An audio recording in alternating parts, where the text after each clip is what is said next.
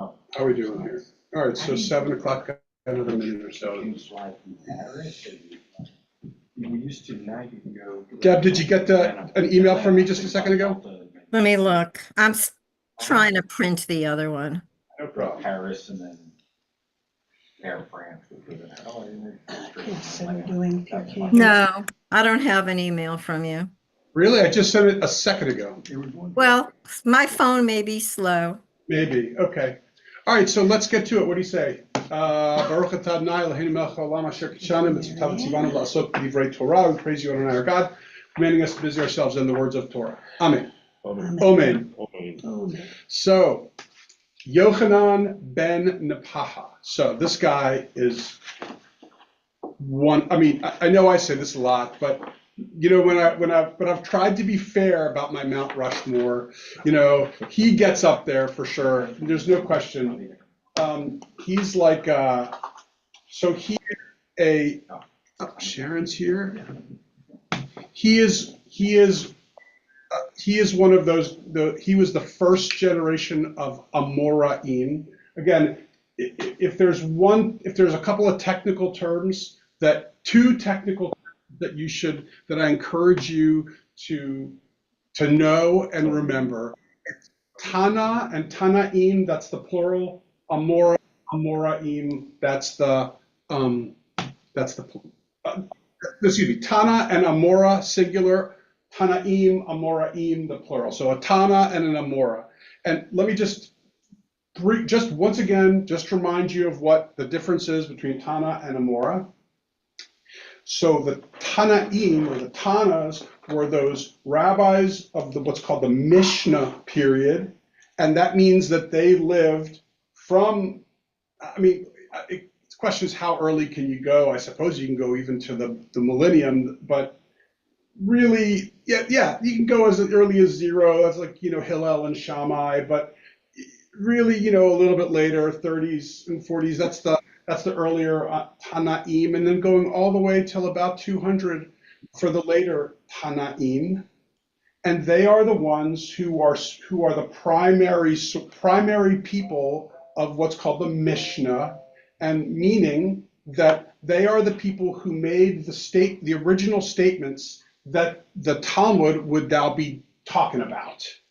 So, and that includes, and since Pirkei Avot is part of the Mishnah, that means all of the names we ever read when they were assigned to one of these Pirkei Avot statement were always Tanaim, always. Just because we know that was part of the Mishnah, that means that was put together, no later than a certain time during maybe Judah Hanassi's period, and therefore every time a person said something, obviously it had to come prior to the time when they finished the book, and so that means they were all part of the Tanaim. So we haven't really talked about the Amoraim much. We started over the last couple weeks because now I've started throwing new people into the mix. Last time we talked about, Rav Kahana. It was kind of a fun one with Rav Kahana. And these are now all Amoraim that we are now talking about. And so the Amoraim are the next generation. And now there's a few generations, in fact, probably 6 generations of Amoraim. So it's not like they all knew each other, because no, I mean, there were early ones, and then there were middle, and then late ones, and then they actually have different names also having to do with what period they're in. But I think it's fair just to say Tanaim, Amoraim, because that's at least conceptually what we're talking about. It's the original people who made the statements, and then the next generation, then the Amoraim who were discussing what those statements were all about. And so Yochanan ben Nepaha is an early Amora, and he lived in Israel. In fact, if you remember in last week's talk, we talked about how it was Rav sent Kahana to Israel after he broke after he broke someone's neck and killed the guy, sent them to Israel. And, and he was the kind of the arrogant guy that he was when we talked about all these things. But the point was that he said, you can study with Yochanan. He's the one guy I like to study with. And then we met, remember, he came across Reish Lakish and, and then he said, and then Lakish prepared, Yochanan said, hey, you got this, this lion over here who's ready to pounce. And then he said, oh, but it turns out it was a false alarm because Kahana was holding himself back. But the point was that it was Yochanan that he was going back and forth. And then it kind of ended with Kahana, quote, getting the best of Yochanan. And that was what I tried to explain was like the jousting between the Babylonians and the Palestinian Talmud, and they're kind of jousting for who's superior, right? Now, and so the very fact that they are using Yochanan as their joust, communicates that that's the person who is the strongest, and we bested their best, and so that must mean that we're better. But why do I tell you that? Because they're referring to him as their best.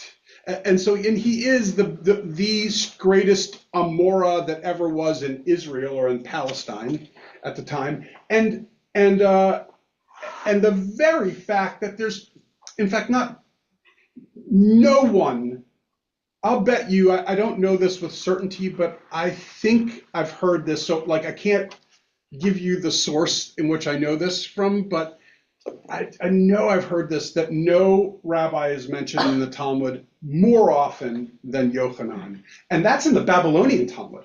And Yochanan Really? This is not, by the way, Yochanan ben Zakkai, who we remember much earlier, and he was that guy who left the temple when it was being destroyed, and he was snuck out in a coffin by some of his great students, Yoshua and Eliezer and Elazar ben Arach. And he was one of the greats too because he was so early, and what he meant, and Yochanan ben Zakkai was the one who said, give me Yavna and its sages. And so no question Yochanan ben Zakkai, because he was such a groundbreaker in all of this. But Yochanan, this Yochanan is different. Yochanan is the generation immediately after the Tanaim. He was a student, we'll find, of Judah Hanasi, who was the redactor of the Mishnah. And so what I'm trying to say, everything okay? What do we need? No, I was telling him we need this also. He doesn't have that. We don't need the Pirkei Avot. We just need Never Yochanan. mind. We probably won't get to Never it. mind.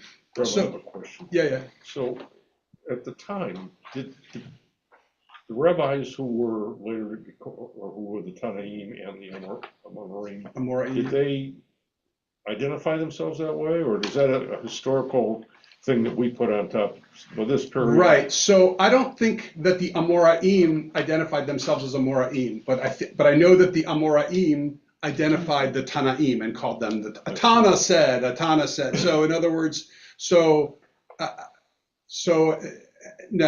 only Tana was used by them, and it was only the Amoraim who referred to them as Tanas. And the Amorim, what was the era of the Amorim? Like what years? So they were. Wow. I mean, they probably started as early. Look, Yochanan's was born probably around 210 CE. So, and he is an early, the first generation of Amoraim, and so it's that's when it starts.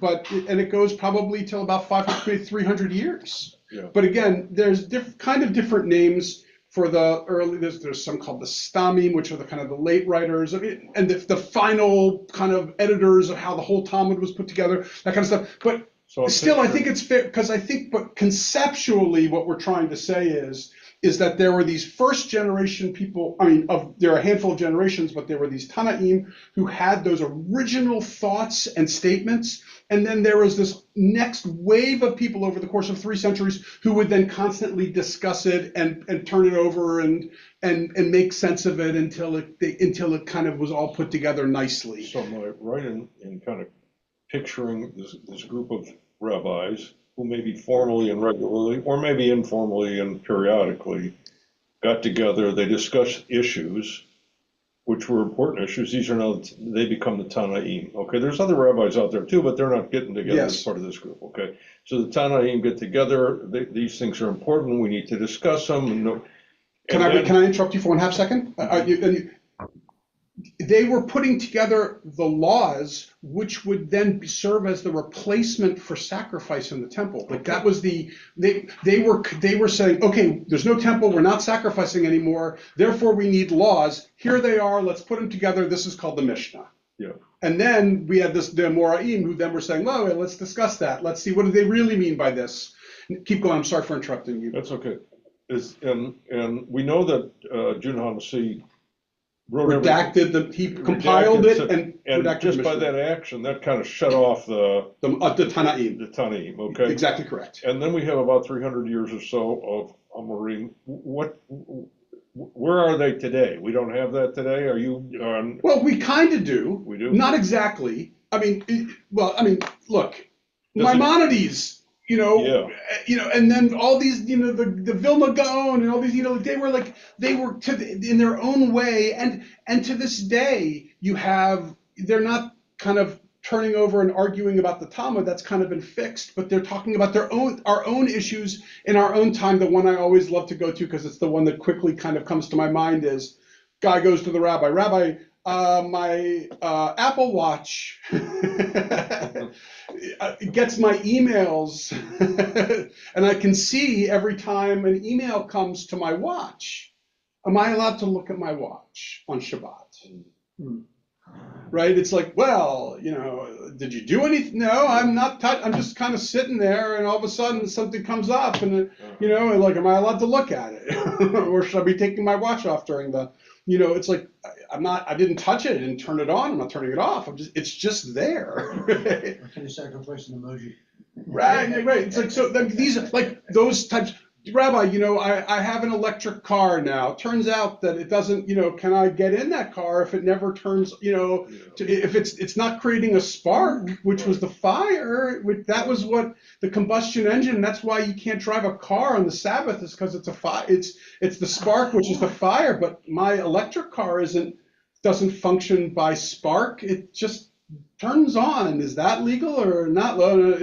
Like, again, so now the modern day conversation. So yes, there are, let's call them modern day Amoraim, even though we have different terms for them, but same concept. Now, I guess I had So Yochanan was part of this first stage, and he was held in such high esteem. And now I remember. And now I totally remember what I was saying. So the Babylonian Talmud, I think I remember hearing, it wouldn't surprise me that no rabbi is mentioned more often than Yochanan in the Babylonian Talmud. Remember, he was living in Israel. There's the Jerusalem or the Palestinian Talmud, in which basically he is perceived to be the compiler and essentially the core of the Jerusalem Talmud. And we will see in all of these things, in the past it was so much Babylonian Talmud, but there's a ton of Jerusalem Talmud, the Palestinian Talmud, that I put in this because he's got his handprints on the entire Palestinian Talmud, because he was the one who was so influential in putting it together.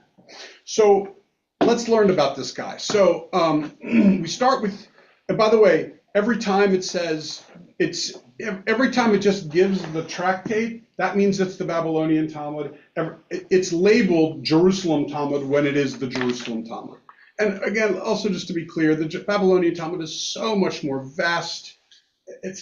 And so when it's not just I had to pick which one I was going to label by, labeling it by name. Everyone knows that when you say the Talmud, you're talking about the Babylonian Talmud. Everybody knows. And yet Yohanan's mentioned the most. In the Babylonian Talmud, Yeah. and definitely the Palestinian Talmud, but in the Babylonian Talmud as well. Well, that's interesting. Yeah, and last thing, going back to this conversation, the Tanas and then the Amoras, like one of the most beautiful things that you see in the Talmud, and it happens all the time, I would say even twice a page, is it'll say, this person said in the name of this person, who said in the name of this person, who said in the name of this person, right? And that's basically showing, look, here's where it started, and then this student learned it, who then taught it to his student, who taught it to his student, and now I'm quoting it.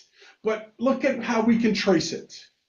And it's kind of like, and so the Talmud, if you want the best definition of the Talmud that you can have, it is a conversation between generations. Interesting. A conversation between generations. Early generations started the conversation, and then the later generations are still talking about it and saying, don't you, basically, in air quotes, hey, don't you remember when he said that? Wasn't that interesting? Let's talk about what that really meant. So did the Mishnah start off as one document that just evolved? Or like, how did that, or like, do we know what the earliest? Right, so the Mishnah was, I mean, okay, so, I'm guessing that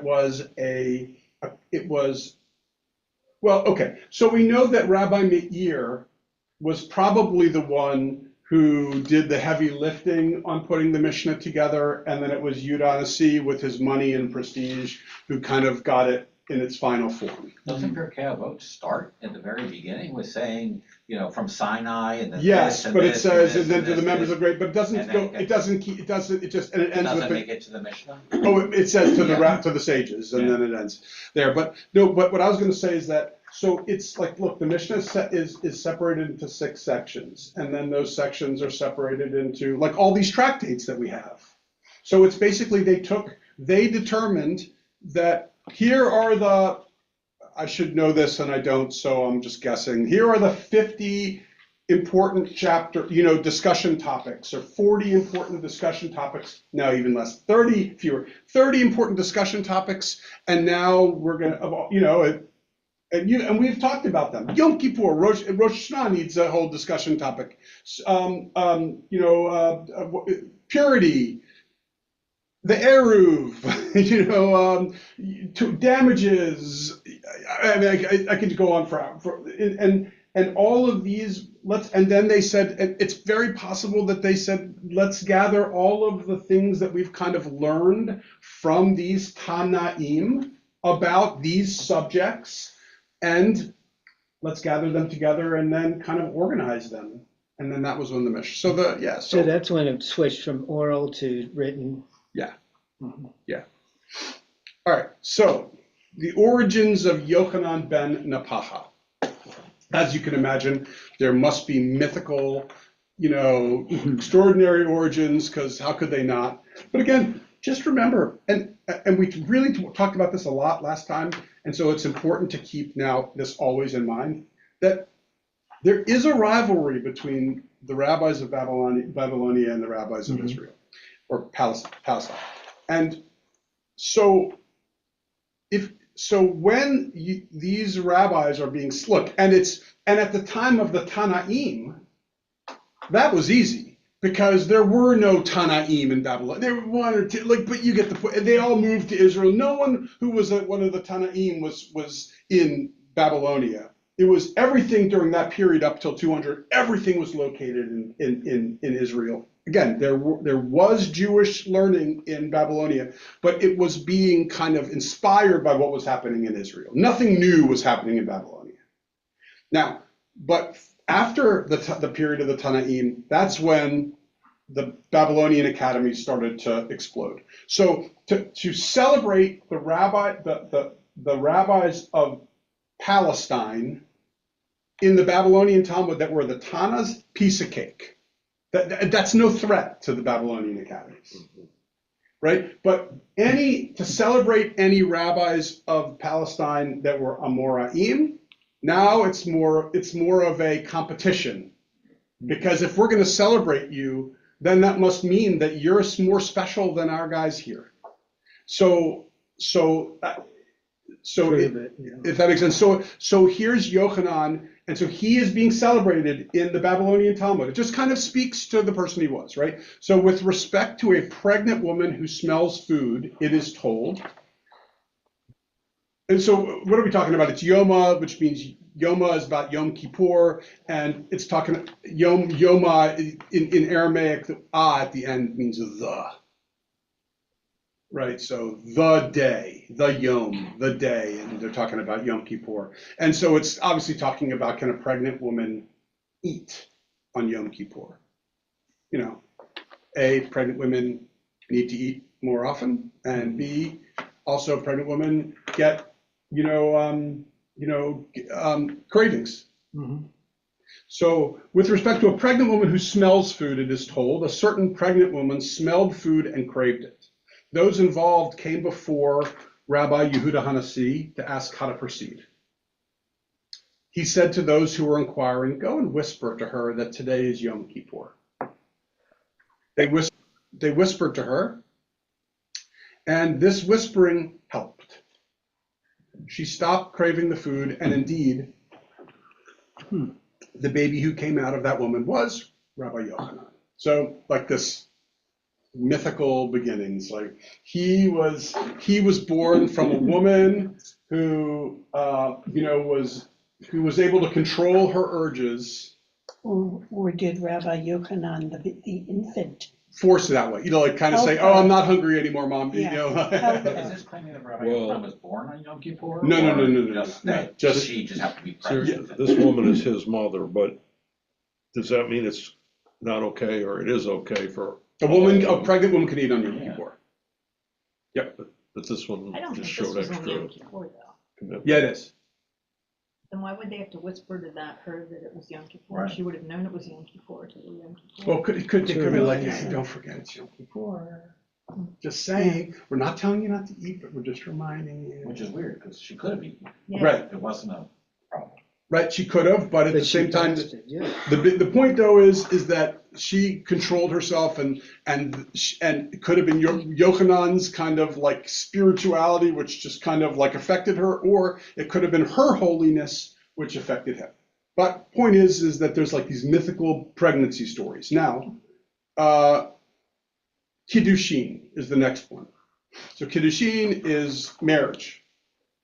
So again, remember, this is Babylonian Talmud. When Rav Yosef heard his mother's footsteps, he would say, I will stand before the arriving divine presence. In other words, so Rav Yosef would say his mom coming, the divine presence is coming, I'm standing before her. And you probably, who knows, it was this year, last year, I can't remember when we learned about it, I think it was Rabbi Tarfon, and about how he would, when his mother, he would lay himself down on the ground so she didn't have to step on stones, or he would go on all fours next to her bed so she could use him as a step stool so she could get into bed, and point is that there's a lot of these ridiculous cockamamie stories about how these sages treated their mothers, but in any event, I gotta shake my son up a little. right, I know, That's right. Rabbi Yochanan said, fortunate is one who never saw his mother and father. Why?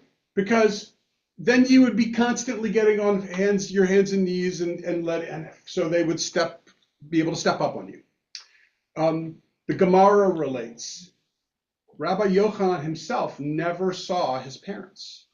When his mother was pregnant with him, his father died, and when she gave birth to him, his mother died. Wow. So he was an orphan. Even after skipping food on Yom Kippur. That's right. Maybe it's Wow. because she skipped food, or maybe it was the husband who, when people heard that his wife wanted food on Yom Kippur, they all said, "You can't even control your wife." Anyway, No, I think she killed him because he wouldn't let her eat them. that's probably right too. Like I have seen crazy, pregnant kids going crazy. Anyway, so the next one is Jerusalem Talmud again, and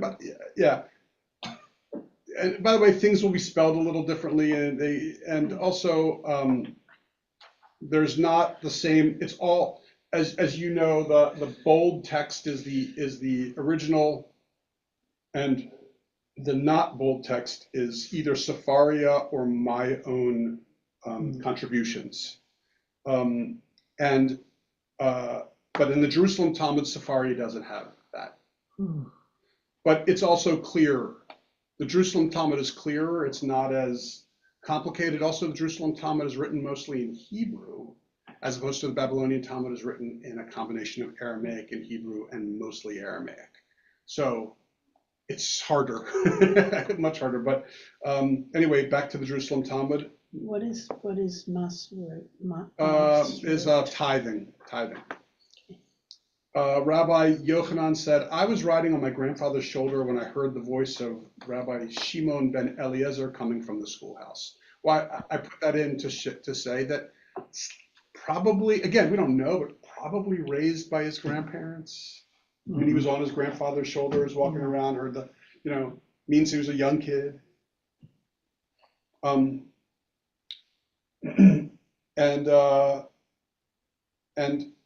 again, I believe, doing the math, I believe that Yochanan was born in 210 CE. The reason why is because the next story is about this guy named Rav, who we'll be studying in a few weeks, I think. And we know that he left Israel and went to Babylonia in 219 CE. And so I am saying that maybe that was Yochanan was not 9 during this story. Okay, that's my guess. So Yochanan said to Isi, who is the head of the yeshiva in Babylonia? Now, by the way, Isi was a Babylonian himself, and he moved to Israel to study with Judah Hanasi. Okay, so he left Babylonia, and he was probably about and he was probably 20. Isi's probably 30, and my guess is that Yochanan is 9 Yochanan is probably 15 at this point. So who is the head of the yeshiva in Babylonia? Isi said to Rabbi Yochanan, it is Abba the Tall. Now, Abba the Tall, Abba Arichta, is the name of Rav. We're going to meet him later. Again, Rav, who's very famous Babylonian rabbi, Rav. But everyone calls him Rav. Every once in a while he's referred to as Abba the Tall, only just as a description, but not really to kind of, that's a very informal, friendly way of referring to him, right? And but the fact is that Isi was older than Rav, and so probably was like his TA, if such a thing existed. And in meaning, right? So it was like Isi felt comfortable calling him that because they weren't exactly contemporaries, but Isi was a little bit older, even though Rav would be one of the great minds who would far, far surpass Isi in terms of knowledge and scholarship. But maybe at this point, Isi still says, he's thinking about him, as a younger guy. In any event, Isi says to Rabbi Yochanan, it's Abba the Tall. Rabbi Yochanan said to Isi, you call him Abba the Tall in such a familiar manner? Like, shouldn't you be calling him Rav? He is Rav. And then he says, I remember when I sat 17 rows behind Rav before Rabbi Yehuda Hanasi, and fiery sparks emerged from the mouth of Rav to the mouth of Rabbi Yehuda Hanasi, meaning like they were going back and forth with just like kind of spiritual stuff. Mm-hmm. And from the mouth of Rabbi Hanasi to the mouth of Rav. And I did not know what they said due to the profundity of their discussion, and yet you call him Abba the Tall? Show him some respect, right? Point is, so what are we learning from this? Well, it's that Yochanan and Rav both were in the same schoolhouse together, academy together, in what would have been Sipori or Sepphoris, but Rav was probably 10 years older, and so he was, the prime student, and Yochanan was probably 9 at the time. That's my guess. And so he's sitting, way, way, way back there, but he's a little kid. The fact that he's even in the room is good enough. But he's, but what this does is it kind of gives you a sense of, okay, who are the primary people of that time period? Yehuda Hanasi is the end of the Tanas, and Yehuda Hanasi is kind of teaching the first generation of Amoraim about kind of the material, and in this case, the Babylonian authors are saying that, you know, whether or not you were okay with us claiming that Kahana was better than Yochanan, certainly we're going to put into the mouth of Yochanan that that he was just in awe of what Rav was doing. So again, I mentioned before about how he was learning in Sipori, or the town is known as Sepphoris.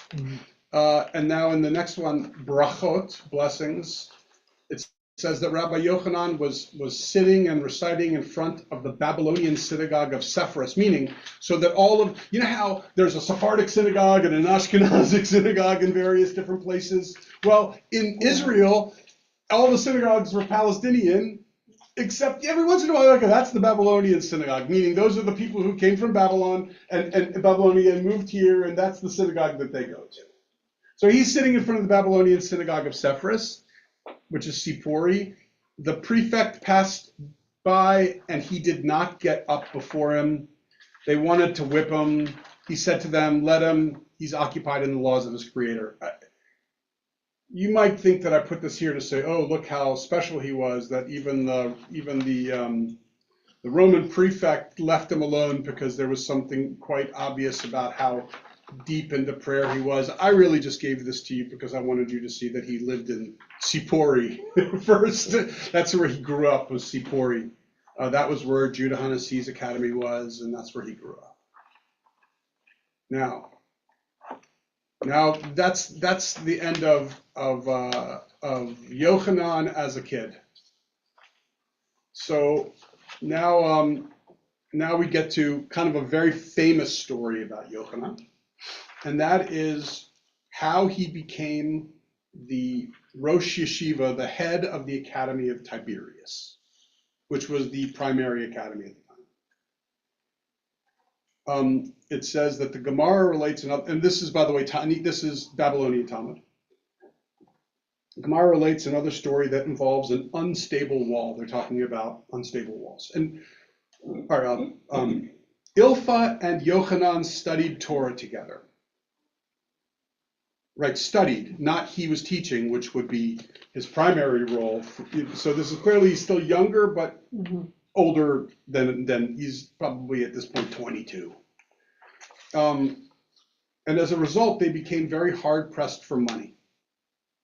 Right, so, and we've heard stories before about the rabbis who were, I mean, some we knew were very wealthy and some we knew were very poor. The most famous poor, anybody remember the most famous poor rabbi? Akiva, what? You're right. He's the most famous, but he became very wealthy.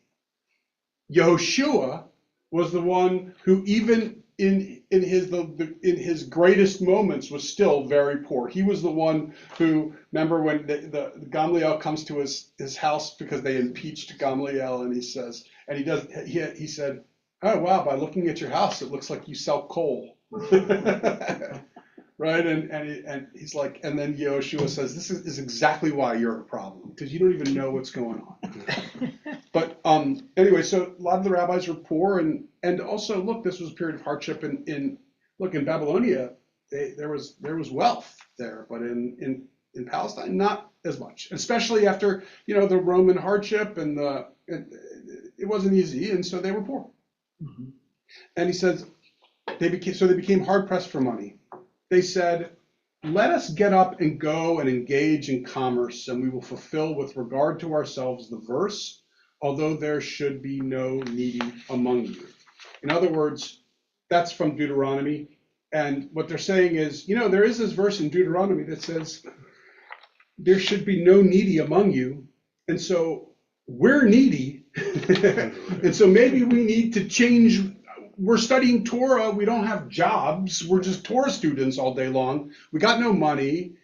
We're barely eating. We're eating a piece of bread here. It's like, maybe we should kind of not stop studying Torah, but maybe we should start kind of, maybe not just doing 100% Torah and 0%, occupation. Maybe we should be thinking 50-50, right? They didn't think, like, now people go to Kollel and things and basically ask for charity. Right. So it was like they weren't doing that. They weren't saying we're gonna ask for charity. They were saying we're gonna go out and find a job. Yeah, right, that's right. There was tzedakah, but not enough, but yes. Yeah. So they went and sat under a dilapidated wall and were eating bread. Now, the reason why it's very clear, it's because this whole section has to do with being in areas in which it's dangerous. The house could come down, the wall could come down, and this is right. And by the way, and usually when these stories would be told, it would be because they did something which they were tempting fate, and they had a sin, a transgression that might have, the rabbis might have said, well, you probably deserve to be punished for what you did here. You said the wrong words of the Shema, of Yahweh, that's punishworthy. And in fact, there are plenty of stories in the Talmud about how the rabbis would avoid kind of this and that and danger because they were afraid of like tempting fate and the evil eye and stuff like that. In any event, so they sit down under the dilapidated wall and eating bread when two ministering angels arrived. So obviously we know that this isn't a historical story, because obviously. Hey, they were starving, they had a vision. Right, but the Babylonian Talmud rabbis are writing about this. In any event, Rabbi Yochanan heard that one angel said to the other, "Let us knock this wall down upon them and kill them, as they abandon eternal life of Torah study and engage in temporal life for their own sustenance." In other words, the angels heard them saying, maybe we ought to like start getting a job here. So we And can eat. that, by the way, that statement was enough of a sin for them to be, if they're sitting on a wall, a dilapidated wall, that wall could come crumbling down just for having that thought and saying it. So it was better to starve to death and learn And study Torah than live. Yes, than live. correct. Why? Because they're abandoning an eternal life to engage in temporal life. Right? So the other angel said to him, "Leave them," like don't knock the wall over, "as there is one of them whose time of achievement stands before him." And by the way, the Hebrew for it really translates to his planetary hour is yet to come. Meaning that it's astrology that they're doing here. But whatever. But what really saying is, so wait, don't knock, because one of those guys is going to be like Akiva, like wait, don't kill Akiva. He still has some good stuff, ahead. So, and that's what they're saying about Yochanan. So Rabbi Yochanan heard all this. He was privy to the conversation of these angels. Ilpha did not hear it. So Yochanan said to Ilpha, "Did the master," meaning did you, hear? Did you get to hear anything right now? Ilpha said to him, "No." Yochanan said to himself, "Since I heard the angels and Ilpha did not hear, I can learn from this that it is I whose time of achievement stands before me." So Yochanan said to Ilpha, "I will return home and fulfill with regard to myself the contrary verse," meaning not the verse which was, "Although there should be no needy among you," which was what they quoted earlier saying we should get jobs. Instead, I am going to fulfill with regard to myself the verse, "For the poor shall never cease out of the land." He picked a different verse. Again, talk about, this is so classic. The rabbis constantly cherry picking which verse that they want at any given moment, right? And that is the essence of this whole debate that goes on in the Talmud, right? And we can do it for everything. There is always a verse which will confirm what it is that we want to say, right? So therefore, that's why, by the way, I have zero tolerance for anyone who ever starts Bible quoting me as justification for what they want. Like, it's gay marriage, wrong, because the Bible says blah, blah, blah, because you can find the opposite. right? Or, of course we should, we love the stranger neighbor, for you were strangers in the land of Egypt. So of course that means we should be kind to all the immigrants, even if they're illegal. No, but you can find stuff that's the opposite too. And so you find the quote that you like and you use it, but it doesn't mean it's what it says. Yes. Brief funny story. Yeah. I had, when I was in college, I took Bible as literature, Yeah. which I adored. Mhm. And at that time I had a Kirby vacuum cleaner salesman come Mhm. who was trying to convert me to Christianity, and he was quoting all these things. Mhm. I knew because I'd been reading it, so I was able to sit there and argue each thing he said and show I was taking it out of. So for my next paper I used, by quoting the Bible, I proved that I got a textbook on Psych 101 and proved that God was a paranoid schizophrenic. Yeah. based on- That's right. That's right. Absolutely. Absolutely. Yeah, delusional, for sure. Yeah, for sure. Well, like in the Torah study, I've talked, this is a couple years ago now, but Laura probably remembers about, I would refer to Isaac as special needs. Yes. I believe he was special needs. Tons of stuff that confirm that. But there's plenty of stuff which would say, what are you, crazy? I'm just cherry picking the things that I think are interesting about it. In any event. Sorry. So no thanks. So Great story though, Lisa. Rabbi Yochanan returned to the study hall, and Ilfa did not return, but went to engage in business instead. By the time that Ilfa came back from his business travels, Rabbi Yochanan had been appointed head of the academy in Tiberias, and his financial situation had improved because he was head of the academy. But so this is the legend as to how Yochanan knew of and became the head of the The implication Academy. is that the academy has sources of funds, so either patrons or like church tuition. Very much or- so, very much so. Yeah. Because rich people, it's like, what is it, in the medicine, concierge medicine, right? You have concierge medicine in which if you're wealthy enough, you could just pay a doctor, Yeah.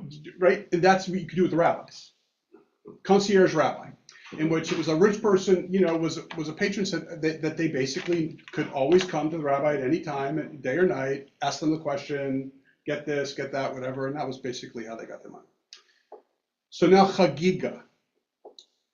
The Gemara relates Rav Edi, father of Rabbi Yaakov Bar Edi, would regularly travel 3 months on the road, and he would immediately travel back again to arrive home for the festival of Sukkot. He spent only 1 day in the school of Rav in Babylonia. So clearly what it's talking about is a guy who traveled from Israel to Babylonia on business and back again. But it's a long trip. And so that meant, so for 3 months you were away.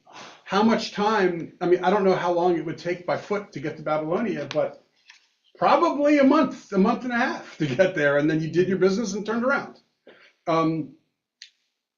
The sages would despairingly call him 1 day in the school of Rav. A student of Torah for 1 day. And or I describe him as a day learner.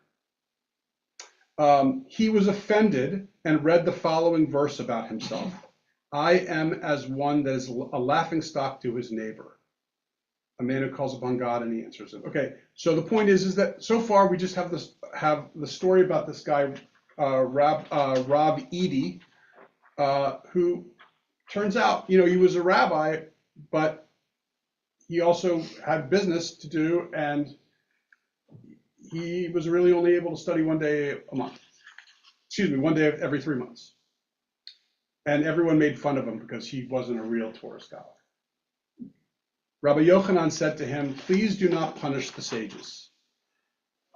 In other words, if you're offended, it will, we remember that actually about Yochanan, that remember last week when he got offended, that it actually killed Kahana and that he had to bring him back to life again. That's right. But so if you get offended, it might accidentally kill these people. So what Yochanan did was he left Rav Edi and went to the study hall, and he taught, yet they seek me daily and delight to know my ways. In other words, you delight to know my ways, even, just one day. Indeed, this verse comes to say to you that with regard to anyone who engages in Torah study even one day a year, the verse ascribes him credit as though he engaged in Torah study throughout the entire year. Huh. So before, the ministering angels were going to kill these guys because they thought about going into business. Mhm. And here they're saying, once a year is okay. Yeah, well, That's it's a little because contrary. one is what Yochanan was saying, Mhm. and the other one was what the Babylonian authors were writing about them. In fact, I was reading this one thing which said that statement, that story about the angels was a really late kind of addition. I was trying to remember. Yeah, one of these days I need to show you like my methodology for preparing for these classes, because I've got like a bunch of books and stuff like that, and reading through all these different things. Yeah, I don't know how you do it. So what I would say though is there's two things about this which kind of jump out to me. Number one is that it feels like, so Yochanan is obviously very sensitive to this guy. It's not because he doesn't want the sages killed. It's because he seems to kind of have compassion for this guy, saying, look, I know what it's like to need money. I know what it's like. I kind of went through these hardships too. I mean, if I know it's a mythical apocryphal story, but like, don't you remember I was about to go and do it myself. So I get it. You don't need to explain to me why you're working for a living here. So that's the number one, as opposed to Gamliel, which I go back to, who had no idea what was going on. He was just living his best life, and he had no idea how hard it was for some of these rabbis to make ends meet. Yochanan's like, I get it. You don't need to explain yourself. And the second thing, by the way, is it feels like what he's trying to communicate also is, look, intentions matter. You care about this. You're just unable to do it. And he's respecting intentions. He's championing the person who does the best that they can to study whenever they can. It's kind of like, in a strange way, so you guys come every week, we do this class, right? But there are tons of people who are members of this synagogue who I barely recognize. They come on Rosh Hashanah Yom Kippur only. Since I barely know them, I can't tell you. It's not like, and I see them twice a year, because they need to have, because I'm not staring at their name tag. I need to see the name tag and then the face, like, oh yeah, now I get, right? So my point is that, and yet, thank God for the people who join this congregation and just come twice a year. Because they're still supporting this place, and we need their support desperately. Right? If everyone who said, I only go for Rosh Hashanah Yom Kippur, instead I'm just going to the Naval Academy, it would be real hardship for us. And so I'm so grateful for people who, even though it's really not their thing to be going to the, doing much at the synagogue, they still support this place. They still are members of this congregation. And it's kind of like as I was reading this, I was thinking about that. I was thinking about the people, like Yochanan saying, like, look, you're doing the best. You could just drop all the Torah study but instead you went to Babylonia, did business, and did a day in Rav's study hall, right? You could have gone to the bathhouse. Instead, you went to the study hall. Like, that means something to me. It's like, and I was that's kind of how I read this. Do you think there's any meaning? So it's Chagiga. Yeah. And he comes home for Sukkot. Yeah. And so obviously there's no temple anymore, but one of the Shalosh Regalim, and so he's coming back. Oh, it's entirely exactly this reason. Yeah, they're talking about credit. this, probably, even though I should have read before, oftentimes I don't, like I should and then I don't, but it's entirely possible that they're talking about the responsibility of people to make sure that they come home, that they're in Israel for the Chagim.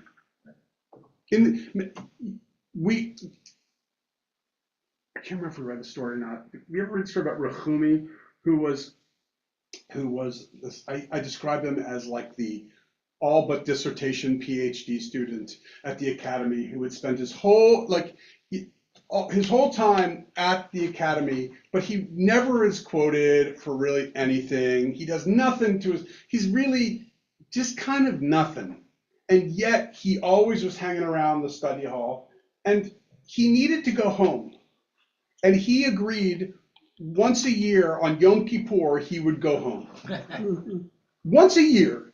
And his wife would see, and she is this kindly, beautiful person, and he is this nebbishy nothing of a guy.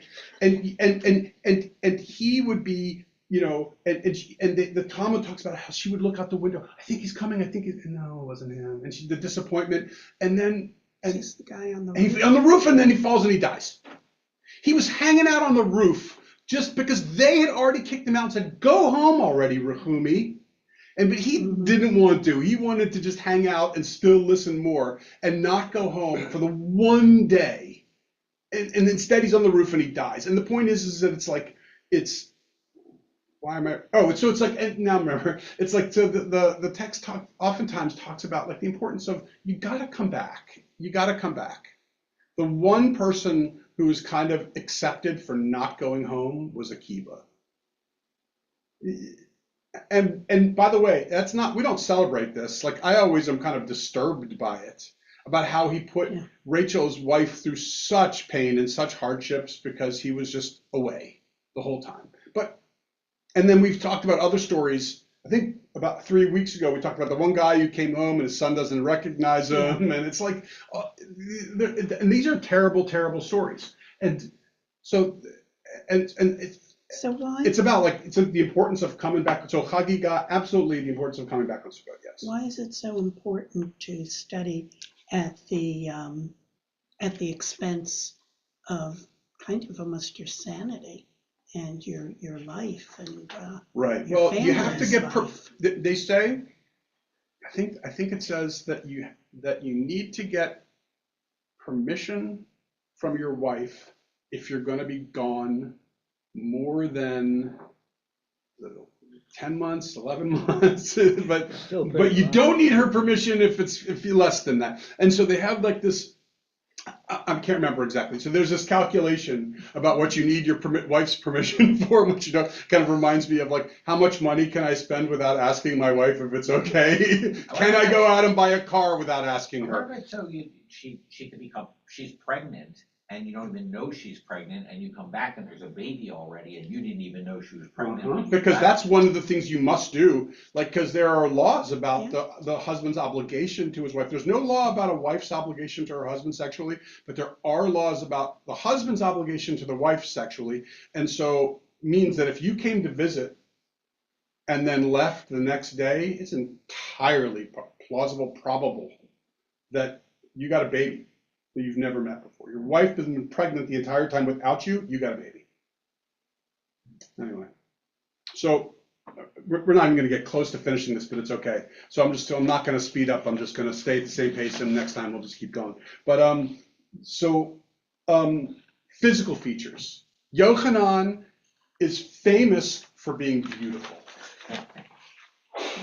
And there's a lot of stories about it. I'll just give you a couple here, but he is famous for being beautiful. In fact, the most famous story I said earlier about how I had to show self-control not to put some stories about him in here because they had to do with his kind of partner, Reish Lakish, and I wanted to save some of these great ones for the, Reish Lakish section. But there's one great one about how beautiful he is with Reish Lakish, and we'll see that later. But in the meantime, one who wishes to see something resembling the beauty of Rabbi Yochanan should bring a new shiny silver goblet from the smith and fill it with red pomegranate seeds and place a diadem of red roses upon the lip of the goblet and position it between the sunlight and the shade. That luster is a semblance of Rabbi Yochanan's beauty. But the next one's even better. It's like a sunset. Next one's even better. Rabbi Yochanan would go, wait, let me explain to you first. So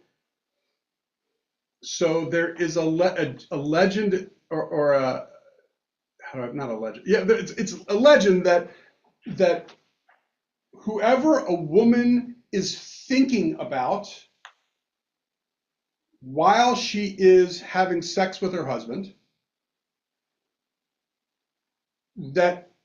that's the way that that future kid will be. So if you're thinking about your husband who's a great Torah scholar, while she's having sex, the kid's going to be a great Torah scholar. If you're thinking about, I was only thinking about him. right, exactly. Why does he look like the milkman? Just thinking about it. Maybe that was the way that they were able to explain Yeah. sometimes when it's like the kid that looked nothing like the father. The redhead and stuff. Which I can't believe I didn't mean, realize that yeah. until just now. He's But that was hanging out at right. the So mikveh, right. Yeah. So looking for pure women. well, that's the point. Okay. Yeah. So Rabbi Yochanan would And go he and fathered a lot of kids. well, okay, we don't right. This is exactly we don't know that, but he would go and sit by the entrance to the mikveh.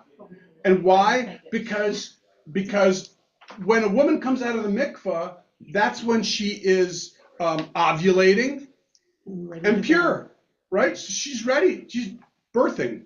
So he said when Jewish women came up from their immersion for the sake of a mitzvah, after mitzvah being having sex with their husbands, after menstruation, they should encounter me first. So they have beautiful children like me and sons learned in Torah like me. Why? No, okay, so A little we can cynically say a little that he was egomaniac, yeah. literally just like this dude who would hang out at these bars and be like picking up women left and right, except he was picking up women at the mikvah. But you can also less cynically say what he was doing was saying they're coming out of the mikvah, they're seeing Brad Pitt. And they can't get Brad Pitt out of their mind, so they go home to their husband and they're thinking about that guy, as opposed to this pasty old, whoever who's in the house. It's like who's like, right? They're thinking about this strapping man who they saw earlier, and rock star. yep. And not only is he absolutely beautiful, so it was definitely leaving a very strong kind of memory for the women, but he's also a Torah scholar, and so it's not like they're sacrificing that. So he's a hell of a dude, and he knows it. Exactly right. Zoolander. Exactly right. He's like Richard Feynman, the physicist, a swinger guy, and a Nobel Prize winner. That's right. Exactly. He had it all, and he played an instrument. Right? It's like it had it all. So it's a fun story, but you're right. It's like so funny to think though, like really what that might have been was the Talmud's way of saying when people would come out not looking like their fathers, it was like, oh no, it's still my kid. It's like she was just thinking about the neighbor. No, it was actually with the neighbor. So Rabbi Yochanan was going upstairs, and Rav Ami and Asi were supporting him. The stair collapsed under him, but he went up and pulled them both up with him. So in other words, stair collapses, he grabs the top floor, grabs the one person and the other person, pulls them up, and saves them and himself. Meanwhile, as they said, since it's clear that you're so strong, why did you need people to support you?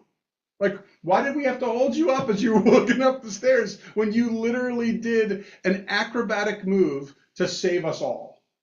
He said to them, if I were to expend all my strength now, what would I leave for in my old age? In other words, I got to take it easy now because I got to save my strength for when I get older. This guy has quite an ego.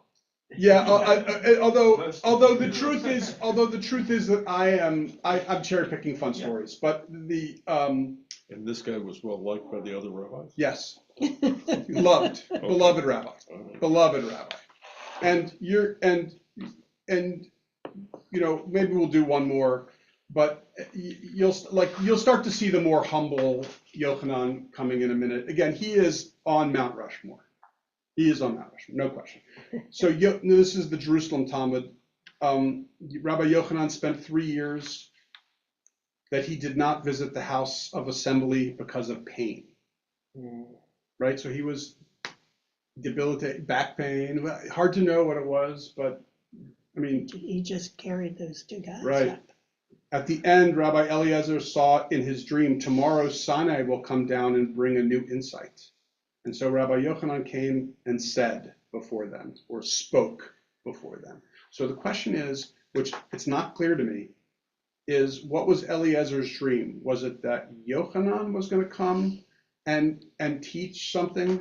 And so he came, so Yochanan kind of stepped up to the plate because he was kind of called out to some degree? Or was it that was Eliezer saying there's going to be this unbelievable new kind of insight and he just didn't want to miss it? So it's not clear what was going on, but what I was showing you was, this is what I refer to as hardship. Like, he was in a great deal of pain for a number of years that literally kept him out of commission. Let's do one more. This is kind of we'll do one more, but then we're gonna do the one more, but we're not gonna do the second part of this, because second part is actually even better than the first, and so we'll save that for next week. So Rabbi Elazar, same Elazar here. By the way, so he had two primary students, or colleagues, colleagues. They were clearly students, but they became colleagues. One was this guy, Reish Lakish, who I'm not writing about. One was, or I've given very little about here. One was this guy, Elazar, who had some issues. There were issues with him. But the point is that these were his two closest people. Rabbi Elazar, one of Rabbi Yochanan's students, fell ill. Rabbi Yochanan entered to visit him and saw that he was lying in a dark room. Rabbi Yochanan exposed his arm, and light radiated from his flesh, filling the house. Again, his beauty, right? Such soft skin. He saw that Rabbi Elazar was crying and said to him, "Why are you crying?" Thinking that he was crying, his crying was over the suffering that he endured throughout his life, Yochanan attempted to comfort him. If you're weeping because you did not study as much Torah as you would have liked, we learned one who brings a substantial sacrifice and one who brings a meager sacrifice have equal merit, as long as he directs his heart toward heaven. So what he's trying to comfort him. He's saying, look, if you're crying because you think you're about to die and you feel like you didn't study enough, then don't worry, it was enough. Now, if you're weeping because you lack sustenance and are unable to earn a livelihood, as Rabbi Elazar was, quite poor, not every person merits to eat off of two tables, one of wealth and one of Torah. So you need not bemoan the fact that you're not wealthy because you're eating off of the other table. Now, if you're crying over children who have died, this is the bone of my 10th son. And suffering of that kind afflicts great people, and they are afflictions of love. So so number one is when it says afflictions of love. Again, that's Safaria writing it, but it's true. What they're saying is that when you're suffering, the rabbis understood suffering as you are suffering to merit something. It could be to merit the safety of your community. You're taking it on your back so they can be safe. Or it could be you're suffering because suffering now leads to kind of reward and love in the world to come. So there's a couple reasons why suffering they tried to communicate it as a good thing. Now, but going back a step, and that is if you're crying over children, this is the bone of my 10th son. So he knows loss. Right. So the question is, and depending on different sources that I was reading and Rashi, whatever, it's like some say this is the bone, meaning my 10th son died. Yeah. Okay. And this is the bone to prove it. But others say, and lots of more say, not that it's the 10th son, but this is the 10th son who has died. You know, that's why I wondered about. I've lost 10 sons, You know, Mm. right? So, and again, either way, it's terrible suffering. If you've lost 10 sons, it's immense suffering. And so what I'm trying to say is that Yochanan, as great and extraordinary as he was, it seems that he had a great deal of suffering in his life.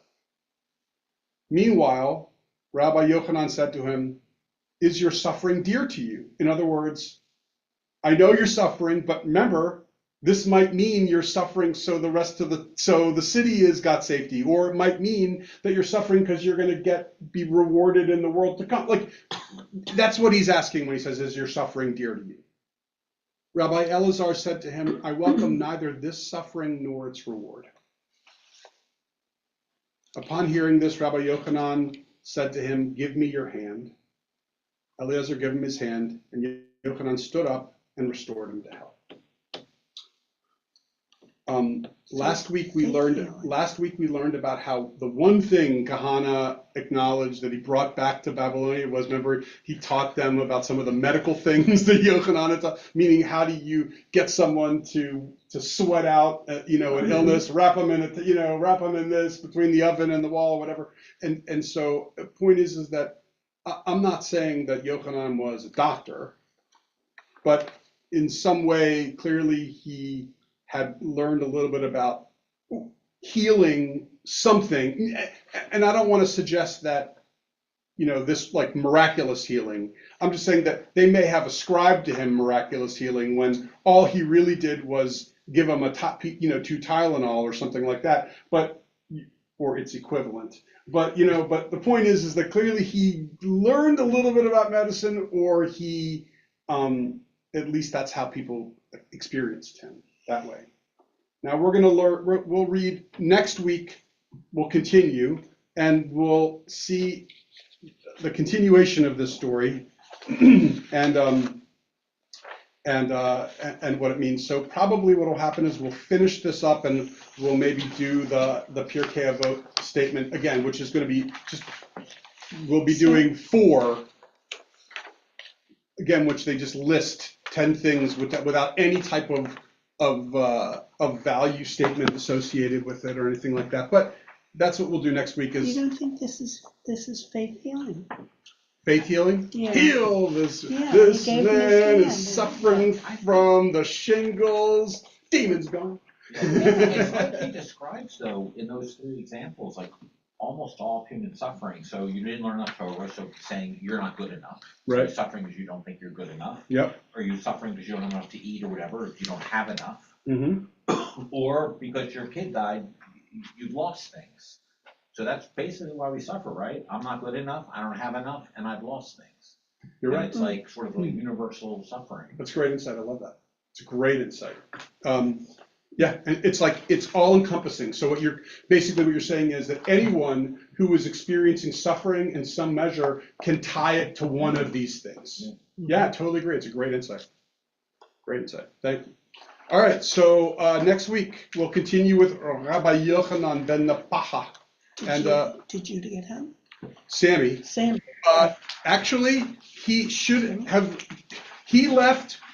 Remember, yesterday Yes, morning morning. at like 11 a.m. Supposed to leave. No, it Yeah. took him, he didn't get off until about 2, 3-hour delay, but the point is, and so during Torah study was when he was leaving, and he just landed about 5 minutes ago. In Israel? No, here. Here. He came back from Israel, Mm. but not because of safety issues, because of boredom issues. Is this your son? Yeah, no one was there. He was going crazy. Was the school shut down? Well, yeah, for the school shut down until after Passover. And so he was going to be stuck there, and none of his friends, like everyone was left, and he was constantly going to bomb shelters. Again, no, I wasn't concerned about his safety. I was concerned about his mental health. Mm. Really. How like, old is he? 21. He's a Tel Aviv nurse. And he was just like, I'm dying here. Figuratively, obviously. Right. And again, it was never like an issue. I was never like, oh my God, we got to go get him out of Israel. Like, what's going to happen? But he had what's essentially 36 hours We took them from Tel Aviv to Larnaca on Air Haifa, which I didn't even know there was such a thing as Air Haifa. That was the only flight I could get them. Then Larnaca to Athens. We got them on an Aegean Air flight to Athens, and then Athens to Istanbul.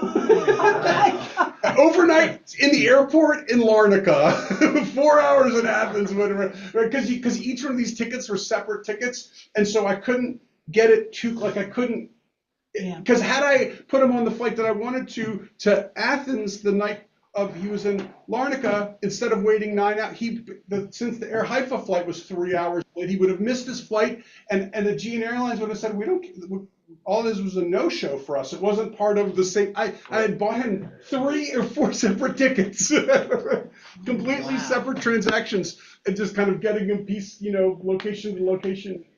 It was. And given what you put them through, you decided you better not be there when you. Yeah, exactly right. So he is literally at Dulles Airport right now because I think his flight landed at 8:05, and Hannah went to go pick.